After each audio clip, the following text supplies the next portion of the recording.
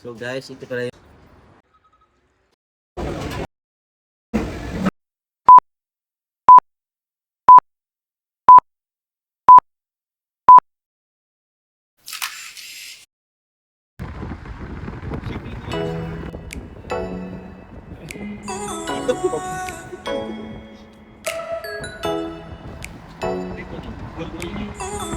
jet.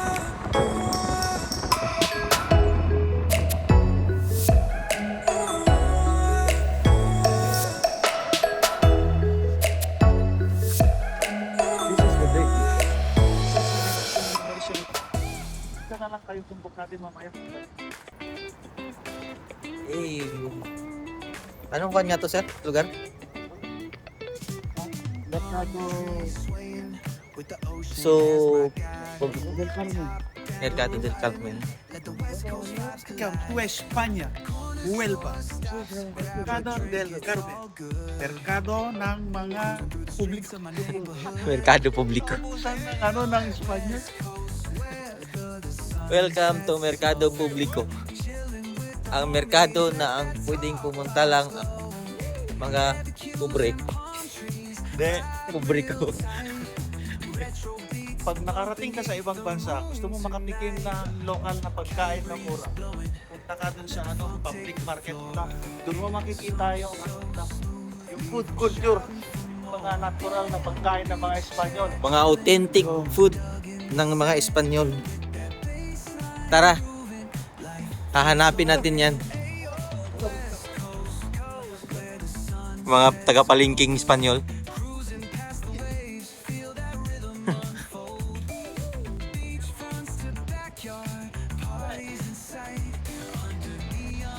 Mag-check in ka. Ito lang ako sir. Sabi mo sa kasama mo. Tayo sa labas. Wala.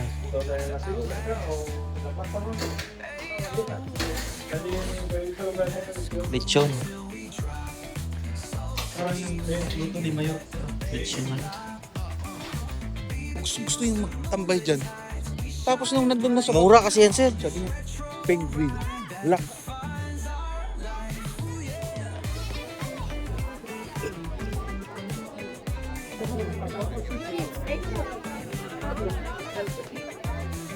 See, mag-enjoy tayo sa mga lupa.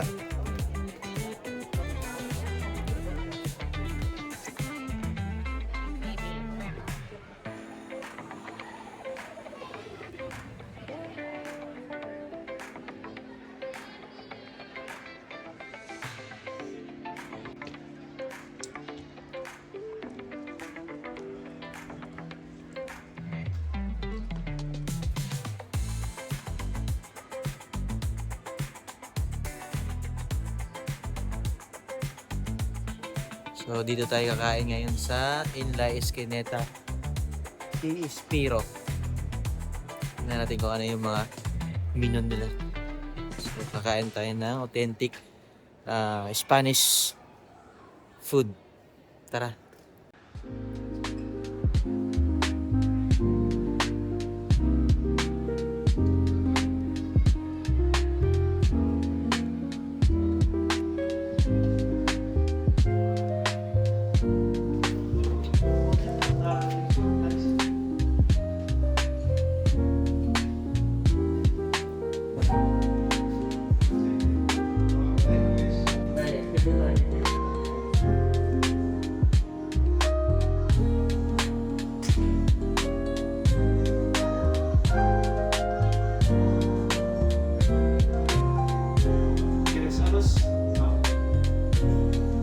Tayo dito, nag-iisa.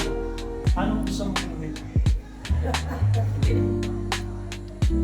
Y tenés aquí también el chuleta, el entreco, Magpakain lang tayo ng tenés también aquí pescado plancha, pescado frito.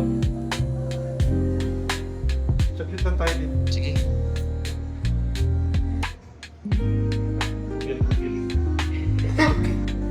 Take isang slide ah. Hola! Hindi, picture mo. tawag dito? Parang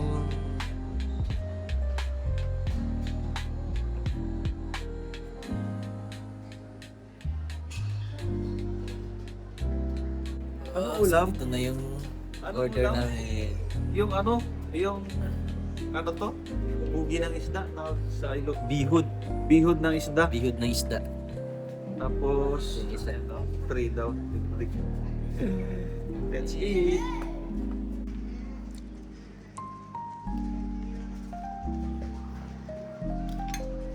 So guys, ito pala yung mga in-order namin. Kilawin na bihod ng isda. Salmon yata to kasi medyo pinkish.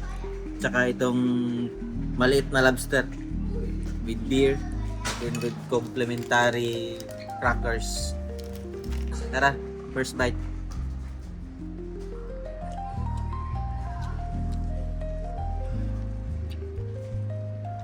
Sarap siya. Sarap ng pagkakabalance ng mga fish at saka yung mga gulay.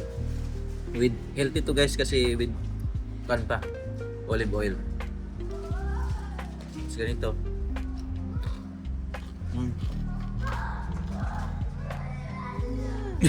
Mark Twins.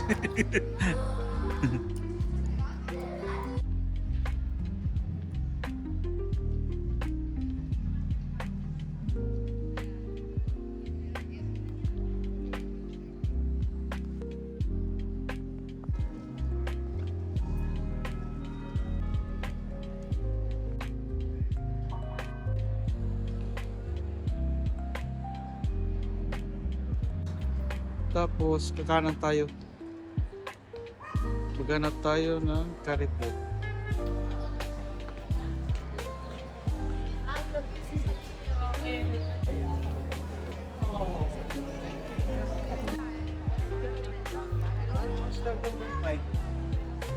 Dito.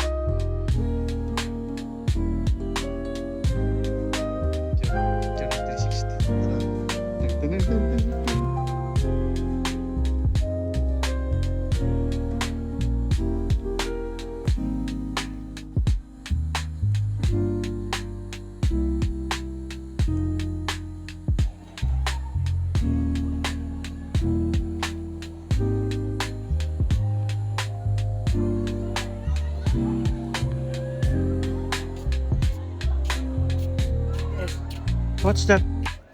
It's lupoy. Olive.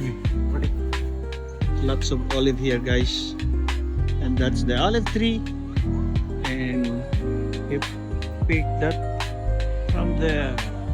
Let me see. How does it taste? Why you pick? Oh, it's delicious. Caliente. It's better. Mas mapait pa sa buhay ko. Ganito siya. Isang seaman na lason sa kakain ng prutas sa kanto. Ganito. Olive ba talaga to? O ang tawag niya? Ewan ko sa'yo. Sabi mo eh.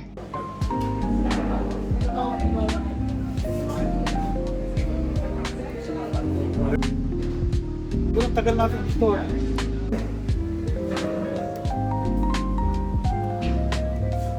Tama sana kung nandito si Third.